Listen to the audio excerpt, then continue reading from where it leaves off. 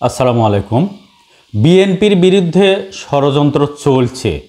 বিএনপির বিরুদ্ধে ষড়যন্ত্র কি শুধু বিএনপি বিরোধীরাই করছে নাকি বিএনপির ভিতর থেকেও করা হচ্ছে? আমি মনে করি বিএনপিরই কিছু সিনিয়র নেতা এমন কিছু ষড়যন্ত্র করছে যাতে বিএনপি ক্ষমতায় যেতে না পারে। কারণ বিএনপি সহ অধিকাংশ লোকজন কিন্তু দেখছে যে নির্বাচন হলেই বিএনপি ক্ষমতায় যাওয়ার সম্ভাবনা বেশি। এখন নির্বাচনটা কিভাবে ঠেকানো যায়, এই জন্য তারা নানান ধরনের পরিকল্পনা নিয়ে সামনে উপস্থিত। আপনারা দেখেন বিএনপির এই যে সিনিয়র নেতা যারা 5ই আগস্ট ঘটাইছে কালো শক্তি, সেই কালো শক্তির নাম হলো জামাত ইসলাম। মানায়? কখনো মানায় না। উনি বিএনপিকে ডুবানোর জন্য চেষ্টা করছে। কারণ আপনারা দেখেন যে এই যে জামাতকে নিয়ে যে ধরনের বক্তব্য উনি দিচ্ছে, এটা কি আদৌ ঠিক? কারণ উনি চাচ্ছে জামাত যদি ইলেকশনে অংশগ্রহণ না করে তাহলে কিন্তু ইলেকশন হবে না। এনসিপি যদি অংশগ্রহণ না করে তাহলে কিন্তু ইলেকশন হবে না। এই প্ল্যান নিয়েই কিছু নেতা বিএনপির ভিতর থেকে এবং বাহিরের কিছু নেতা কিন্তু ষড়যন্ত্র করছে। এগুলো কিন্তু তারেক রহমানকে বিষয়গুলো কিন্তু গুরুত্ব সহকারে দেখতে হবে। ফখরুল ইসলাম আলমগীর সাহেবকে, রিজভী সাহেবকে, সালাউদ্দিন সাহেবকে এগুলো কিন্তু গুরুত্ব দিয়ে দেখতে হবে, না হলে বিএনপি কিন্তু বেকায়দায় পড়বে। কারণ এই জামাতকে নিয়ে 71 সালে কেন ফিরে যাওয়া হচ্ছে জানেন? কারণ কোনো কারণে জামাত যদি নির্বাচন থেকে একটু সরে যায় তাতে নির্বাচনটা যেন না হয়। আমি গ্যারান্টি দিচ্ছি জামাত এবং এনসিপি যদি নির্বাচন থেকে সরে যায় এই নির্বাচন হবে না। কেন হবে না? নির্বাচন কমিশন পদত্যাগ করবে এবং ডক্টর মোহাম্মদ ইউনূসও বিরক্ত হয়ে পদত্যাগ করতে পারে। তাহলে দেশ কিন্তু আবার অস্থিতিশীলতার মধ্যে কিন্তু আবার চলে যাবে। তাহলে এই ফজলুর রহমানের মতো পাগল নেতাদের থেকে বিএনপিকে সতর্ক থাকতে হবে, কঠিন থেকে কঠিন পদক্ষেপ কিন্তু নিতে হবে। আপনারা একটু শোনেন ফজলুর রহমান কি বলছে, তার কথাগুলো শুনলে কতটা বিরক্ত লাগে। দেখেন,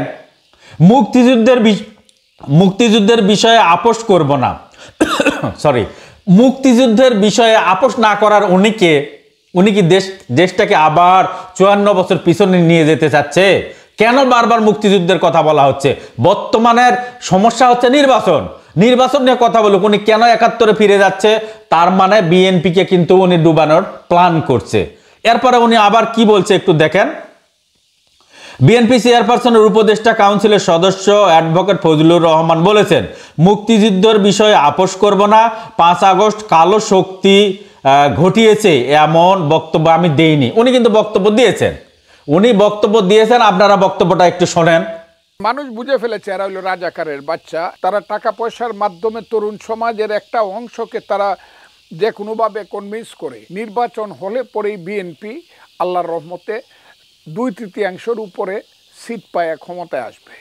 কিন্তু যারা 5ই আগস্ট ঘটাইছে কালো শক্তি, সেই কালো শক্তির নাম হলো জামাত ইসলাম এবং তাদের যে অগ্রগামী শক্তি তার নাম হলো এই যে ফজলুর রহমানের যে বক্তব্যটা শুনলেন, উনি বক্তব্য দিয়েছে অথচ এখন বলছে উনি বক্তব্য দেয়নি। মিথ্যুক একটা রাজনীতিবিদ।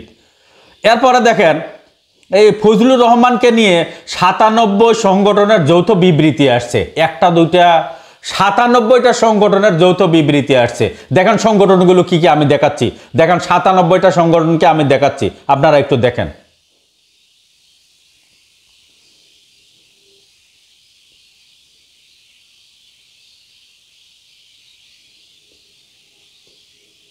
এই যে সংগঠনগুলো দেখলেন, এরা সবাই বিবৃতি দিয়েছে। এরা বলছে এই ফজলুর রহমানের শুধু শোকজ করলেই হবে না, পদত্যাগ করাতে হবে এবং গ্রেপ্তার করতে হবে। এরপরে দেখেন ফজলুর রহমানকে যে শোকজ করা হয়েছে, ইনি কি বলল? শোকজের জবাব দেবেন ফজলুর রহমান, ইনি আবার জবাবও দিবে। হঠাৎ করে এমন একটা পরিস্থিতি সৃষ্টি করলো যার কারণে দলকে অস্বস্তির মধ্যে পড়ে যেতে হচ্ছে। আমি মুক্তিযুদ্ধের বিরোধী জামাতের বিরুদ্ধে বলে যাব ফজলুর রহমান। কেন ওনাকে আরো বলতে হবে? কেন মুক্তিযুদ্ধ বিরোধী বলতে হবে? এই মুক্তিযুদ্ধকে কেন নিয়ে যেতে হবে? অর্থাৎ ইনি চাচ্ছে জামাত ইসলাম বিরক্ত হয়ে নির্বাচনে অংশগ্রহণ না করুক। এটা এনার চাওয়া, যাতে নির্বাচনটা যেন ভণ্ডুল হয়ে যায়। উনি আবার সাংবাদিক সম্মেলনও করছে। দেখেন জীবনের নিরাপত্তা নিয়ে শঙ্কায় সংবাদ সম্মেলনও করছেন। আবার ভয় করছে, কথা বলছে আবার ভয় করছে। কেন এই ধরনের কথা বলার কি দরকার ছিল?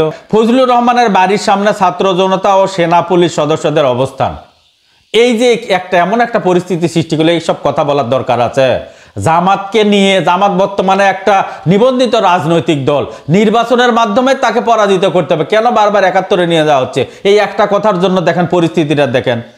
তার বাড়ির সামনে পুলিশ, তার বাড়ির সামনে নিরাপত্তা কর্মী, দেখেন পুলিশ এবং সেনাও আছে তার বাড়ির সামনে, সেনা অফিসারও আছে। দেখেন, জুলাই গণঅভ্যুত্থানে আন্দোলনকারীদের নিয়ে বিরূপ মন্তব্য করার কারণে বিএনপি চেয়ারপারসনের উপদেষ্টা ফজলুর রহমানকে গ্রেপ্তার ও দৃষ্টান্তমূলক শাস্তির দাবিতে অবস্থান নিয়েছে ছাত্র জনতা, তার বাড়ির সামনে অবস্থান নিয়েছে। ফলে আন্দোলন ঘিরে ঘটনাস্থলে সতর্ক অবস্থানে রয়েছে আইন শৃঙ্খলা রক্ষাকারী বাহিনীর সদস্যরা। এর আগে বিরূপ মন্তব্যের জন্য ফজলুর রহমানকে শোকজ করে বিএনপি। সাংবাদিকদের ফজলুর রহমান বললেন, 5 আগস্ট কালো শক্তি ঘটিয়েছে এমন বক্তব্য দেয়নি, প্রমাণ হলে ক্ষমা চাইব। আবার মিথ্যা কথা, উনি এমন বক্তব্য দেয়নি। বক্তব্যটা আমি আগেও আপনাদের শুনাইছি, আবার একটু শোনেন। যারা 5ই আগস্ট ঘটাইছে কালো শক্তি, সেই কালো শক্তির নাম হলো জামাত ইসলাম। যারা 5ই আগস্ট ঘটাইছে কালো শক্তি, সেই কালো শক্তির নাম হলো জামাত ইসলাম। এই যে বক্তব্যটা যে শুনলেন, উনি মিথ্যা কথা বলছে যে এমন বক্তব্য আমি দেইনি, বক্তব্য কিন্তু দিচ্ছে, বক্তব্য রেকর্ড আছে। যাই হোক, বিএনপি চেয়ারপারসন উপদেষ্টা কাউন্সিলের সদস্য অ্যাডভোকেট ফজলুর রহমান বলেছেন, যারা 5 আগস্ট ঘটাইছে তারা কালো শক্তি, এ কথা আমি বলিনি। সমস্ত বক্তব্য শোনার আহ্বান জানান তিনি বলেন, যদি প্রমাণ হয় তাহলে আমি ক্ষমা চাইব, মুক্তিযোদ্ধার বিষয়ে আপোষ করব না, মব বা মৃত্যুকে আমার ভয় নেই। বাপরে বাপ, মৃত্যুকে ভয় নেই, আবার সাংবাদিক সম্মেলনও করছে। বিএনপি নেতা ফজলুর রহমানের ছবিতে জুতা নিক্ষেপ, এই জুতা খাওয়ার জন্যই মনে হয় উনি এই কথাটা বলছিল। ওনাকে বৃদ্ধ বয়সে কেন জুতা খেতে হবে, আক্কেল করে কথা বলতে হবে? একে তো দলকে ডুবাচ্ছে, নিজেও মান সম্মান চলে গেল। দেখেন এখানে এই যে ছবিটা দেখেন, জুতা মারছে তার ছবিতে। বৈষম্য বিরোধী ছাত্র আন্দোলনের উদ্যোগে বিএনপি চেয়ারপারসন উপদেষ্টা ফজলুর রহমান জুলাই গণঅভ্যুত্থানে কালো শক্তি এবং আন্দোলনকারী সংগঠনদের রাজাকারের বাচ্চা আখ্যা দেওয়ায় প্রতিবাদে কুশপুত্তলিকা দাহ ও গণজুতা নিক্ষেপ কর্মসূচি পালিত হয়েছে। দেখেন বৃদ্ধ বয়সে কি অবস্থা হলো দেখেন।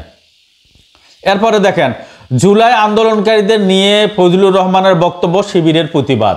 বাংলাদেশ ছাত্র শিবিরও আবার এই প্রতিবাদ করছে। দেখেন, বিএনপি চেয়ারপারসনের উপদেষ্টা ও নিষিদ্ধ ছাত্রলীগের সাবেক কেন্দ্রীয় সহসভাপতি ফজলুর রহমান কর্তৃক জুলাই আন্দোলনকারীদের কালো শক্তি বলে মন্তব্যের তীব্র নিন্দা ও প্রতিবাদ জানিয়েছেন বাংলাদেশ ইসলামী ছাত্র শিবির। একে তো 97 সংগঠন বিবৃতি দিছেই, এরপরে বাংলাদেশ ইসলামী ছাত্র শিবিরও এখানে প্রতিবাদ জানিয়েছে। দেখেন, এবং জামাতে ইসলামী ছাত্র শিবির কি বলছে, যে ইনি নিষিদ্ধ ছাত্রলীগের সাবেক কেন্দ্রীয় সহসভাপতি ছিল, অর্থাৎ ছাত্রলীগের সহসভাপতি ছিল, পরে হয়তোবা বিএনপিতে ইনি যোগ দিছে। অর্থাৎ আওয়ামী লীগের প্রতি ইনার এখনো টান আছে, না হলে 5 তারিখে আওয়ামী লীগ যে পালালো, ইনার কিসের এত দুঃখ? চিন্তা করে দেখেন, ওই ছাত্রলীগের গ্রাম তার গন্ধ শরীর থেকে এখনো যায়নি, বিধায় উনি এখনো শেখ হাসিনা পালিয়ে যাওয়ায় কষ্ট পাচ্ছে। ঠিক আছে দর্শক শ্রোতা, ভালো থাকবেন, এ বলে আমি আমার কথা শেষ করছি।